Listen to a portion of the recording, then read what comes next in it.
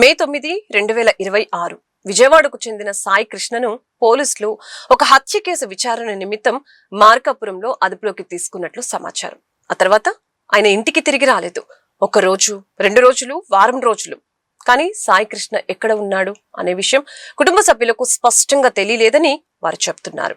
తమ కుమారుడి కోసం ఒక తల్లి పోలీస్ స్టేషన్ల చుట్టూ తిరిగిందే. బంధువులు వెతికారు, స్నేహితులు ఆరా తీశారు. కానీ సమాధానాల కంటే ప్రశ్నలే ఎక్కువగా కనిపించాయి.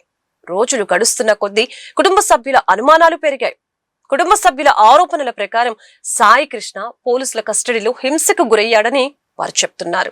ఆ తర్వాత ఆయన ఆరోగ్యం విషమించిందని ఆసుపత్రికి తరలించారని, అనంతరం మరణించాడని ఆరోపిస్తున్నారు.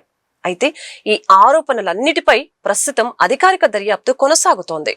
కానీ ఈ కేసును రాష్ట్ర వ్యాప్తంగా చర్చనీయాంశం చేసిన విషయం ఇంకొకటి. సాయి కృష్ణ మృతదేహాన్ని గుర్తు తెలియని వ్యక్తిగా నమోదు చేసి అంత్యక్రియలు నిర్వహించారనే ఆరోపణలు వెలుగులోకి రావటం. ఒకవేళ ఇది నిజమైతే ఒక కుటుంబానికి సమాచారం ఎందుకు ఇవ్వలేదు? ఒక తల్లికి తన కుమారుడి చివరి చూపు కూడా ఎందుకు దక్కలేదు అనే ప్రశ్నలు ప్రజల్లో వినిపించాయి. ఈ సమాచారం బయటికి రావటంతో మీడియా, ప్రజా సంఘాలు, న్యాయవాదులు, సామాన్య ప్రజలు ఈ కేసుపై స్పందించడం ప్రారంభించారు.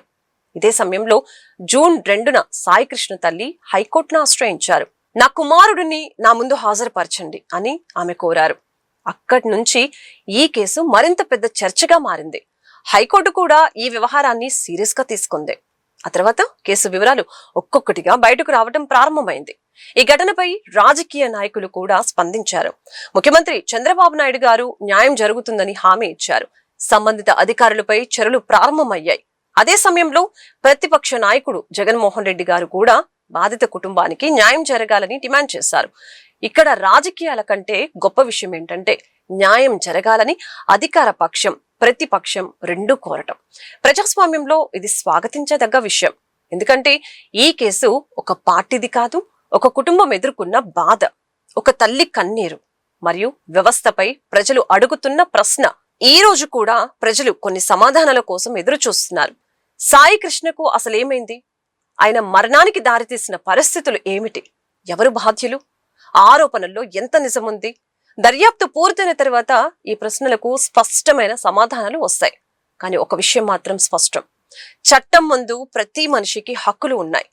ఎవరైనా నేరం చేసి ఉంటే చట్టం ప్రకారం శిక్షించాలి.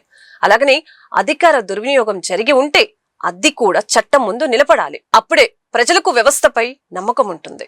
అప్పుడే న్యాయం జరిగినట్లు అవుతుంది. మరొక వీడియోలో మళ్ళీ కలుద్దాం. నమస్తే.